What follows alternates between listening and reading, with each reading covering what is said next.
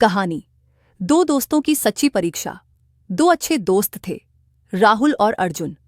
दोनों बचपन से साथ खेले, साथ पढ़े और हमेशा एक दूसरे की मदद करते थे। वे एक छोटे गांव में रहते थे जहां ज्यादा सुविधाएं नहीं थीं, लेकिन दोनों का सपना था कि बड़े होकर कुछ बने और अपने गांव का नाम रोशन करे। समय बीता, दोनों शहर पढ़ने के लिए गए। वहां अलग अलग मुश्किलों का सामना करना पड़ा, कभी पैसों की तंगी तो कभी पढ़ाई का बोझ, लेकिन दोनों एक दूसरे का हौसला बढ़ाते रहे। एक दिन अर्जुन को एक बड़ी कंपनी में नौकरी मिल गई, लेकिन राहुल को अब तक कोई नौकरी नहीं मिली थी। अर्जुन ने कहा, तू चिंता मत कर, मैं तेरे लिए कोशिश करता हूं। अर्जुन ने अपने बॉस से सिफारिश की और राहुल को भी उसी कंपनी में काम मिल गया। अब दोनों खुश थे।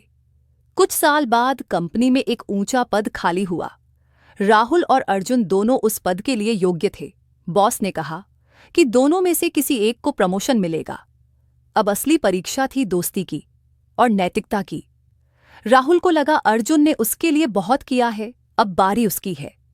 उसने बॉस से कहा, अर्जुन इस पद के ज्यादा हकदार हैं, वो मुझसे बेहतर हैं। उसी दिन अर्जुन ने भी बॉस से कहा, राहुल ने जिस तरह मेहनत की है वो इस पद का असली हकदार है। बॉस ये सुनकर हैरान रह गया। अगले दिन बॉस ने दोनों को बुलाया और कहा, मैंने आज तक ऐसी दोस्ती और ईमानदारी नहीं देखी, इसलिए मैं आप दोनों को एक साथ इस प्रोजेक्ट का हेड बना रहा हूं। दोनों दोस्तों ने मिलकर कंपनी को ऊंचाइयों तक पहुंचाया। सीख, मॉरल। सच्ची दोस्ती में स्वार्थ नहीं होता। दूसरों की भलाई सोचने वाले को हमेशा सफलता मिलती है। नैतिकता और ईमानदारी का फल जरूर मिलता है। शिवपुर गांव में एक किसान रहता था जिसका नाम धन्नू लाल था। उसका एक 14 साल का बेटा था जिसका नाम वेदांश था। धन्नू लाल एक सेठ अभिषेक के यहाँ काम करके अपने घर का गुजारा चलाया करता था। धन्नू लाल के परिवार में उसकी पत्नी रानी, उसका एक बच्चा वेदांश और बूढ़ी माँ रहती थी। उसके घर का गुजारा मुश्किल से चल पाता था।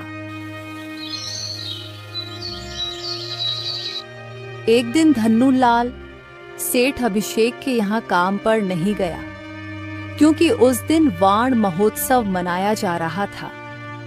सेठ जी अपने परिवार सहित अपने गांव में वृक्षारोपण हेतु गए हुए थे, लेकिन रास्ते में गाड़ी खराब हो जाने के कारण उन्हें एक होटल में रुकना पड़ा। उस दिन धन्नू लाल अपने घर अपने बेटे के पास बैठा हुआ था।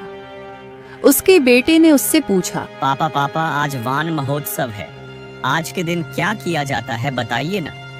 उसके पिताजी ने उसे समझाते हुए बताया, आज के दिन हम वृक्षारोपण करते हैं क्योंकि ये वृक्ष हमें बहुत कुछ देते हैं। हम मनुष्य इनके सदा आभारी रहेंगे। वेदांश चुप होकर अपने मन में कुछ सोचने लगा।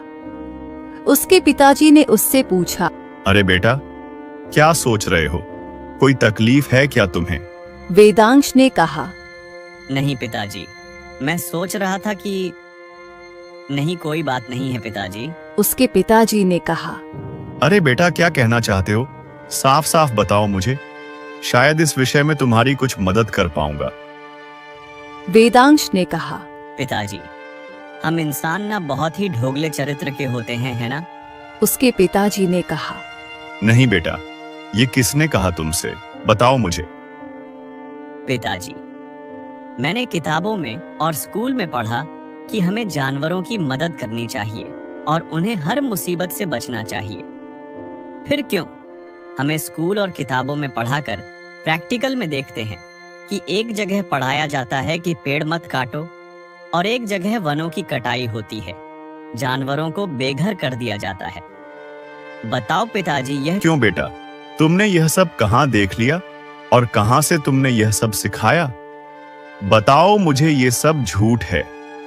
हम तो जानवरों से प्यार करते हैं। हमारे भारत में महापुरुष ने जन्म लिया है जो जानवरों के साथ खेलते थे और उनसे प्यार करते थे। मुझे पता है पिताजी, लेकिन मैं यह नहीं कह रहा कि संपूर्ण मानव जाति ही ऐसी है, क्योंकि कुछ लोग जानवरों को बचाना चाहते हैं और जंगल को भी बचाना चाहते हैं। लेकिन वही कुछ लोग लालच में इतने अंधे हो जाते हैं कि वे जानवरों के दर्द को समझ नहीं पाते हैं। उन्हें बेघर करके उनकी हत्या कर दी जाती है, या फिर वे सड़क दुर्घटना में या खुद मर जाते हैं, या फिर इंसानों का शिकार बन जाते हैं। अरे बेटा, मुझे बताओ, तो तुमने ऐसा कहां देखा और तुम ये सब बातें क्यों कर रहे हो? हैदराबाद में जो वनों की कटाई हो रही थी, वो क्या था पिताजी, जिसने 100 एकड़ के जंगल को उजाड़ के जानवर को बेघर कर दिया। और आप कहते हैं कि ये सब झूठ है। हाँ, तो आप सब मजबूर हैं, या फिर आपकी आंखों पर पट्टी बंधी है। पर बेटा, इतना सब कुछ जान के भी हम कुछ कर ही नहीं सकते। जो है सब सरकार के हाथों में। वह चाहेगी तो पूरा जंगल साफ कर सकती है। पर पिताजी, ये मासूम जानवरों के बारे में उन लोगों ने कभी नहीं सोचा था। इतने जानवर मारे गए, उनका क्या ये सही है? उनको जीने का कोई अधिकार नहीं है। बताइए बेटा, तुम अभी छोटे हो और वैसे भी हम आम जनता से कुछ नहीं कह सकते। पापा, मुझे इन जैसे लोगों के बारे में कुछ कहना है जो हरियाली और बड़े बड़े पेड़ों को नष्ट कर रही है और अपने लालच को पूरा कर रहे हैं। जो पेड़ों को काटते हैं, वे अपने ही पैरों पर कुल्हाड़ी मारते हैं। हरियाली को नष्ट करने वाले अपने भविष्य को भी नष्ट करते हैं। लालच की आग में जलने वाले कभी संतुष्ट नहीं होते। जो प्रकृति को नुकसान पहुंचाते हैं, वे अपने ही बच्चों के भविष्य को खतरे में डालते हैं। लालची लोगों के लिए पेड़ों की कीमत सिर्फ लकड़ी है, लेकिन हमारे लिए वे जीवन है। अच्छा बेटा, मैं बाहर से खबर लेकर आता हूँ कि आखिर इस समस्या को कैसे खत्म करें। धनुलाल गांव की कुछ लोगों से बात करता है और इस बारे में ज्यादा से ज्यादा जानने की कोशिश करता है। तभी उसे पता चलता है कि महा आंदोलन जो यूनिवर्सिटी के छात्रों द्वारा किया गया था और आम जनता के पेड़ों को काटे जाने का विरोध करने के कारण उनकी ये मेहनत रंग लाई। हाई कोर्ट ने जंगल काटने पर रोक लगा दी।